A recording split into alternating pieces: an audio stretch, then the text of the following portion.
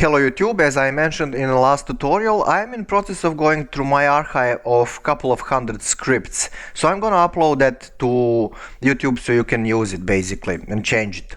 Now in this script what I was doing is I was starting server actually on a hard-coded path here in my system, HTTP server. So really rudimentary tool, but it will get the job done. So I was importing OS module because I need to switch to that specific root and I mean not root but directory, which will be parent directory of my server, and I need the HTTP server to activate request handler, and then down there with the socket server I was starting TCP type of connection, type of server on my IP in the moment, which is hard-coded, but who cares, at that specific port which is default for web servers. So yeah, and down there I have really stupid hard-coded like kind of status, but it will get the job done. So you can change path here, either hard-coded at your system, or you can grab it from textual file or through keyboard input or something like that. And yeah, you can change also this line correspondingly.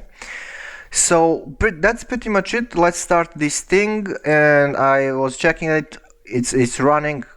It's fine. Here you will see just a bunch of requests that you will done through through your browser.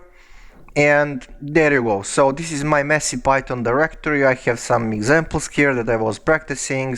You can also play files like audio files. It will work, and you can get into textual files and blah blah blah, so on, whatever. So anyway guys, a really simple script, nothing really special here.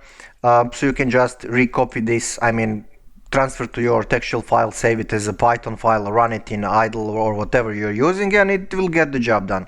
Of course, this is not a type of script that you want to use in production for anything serious, but if, for example, on your local network you want to easily I don't know, share files with a couple of your friends, co-workers, family, whatever, then you can just, fire this up and give them a IP and port, and that's about it. So even if you're on local network for security reasons or something, yeah, I mean it's stupid. This is kind of security over obscurity.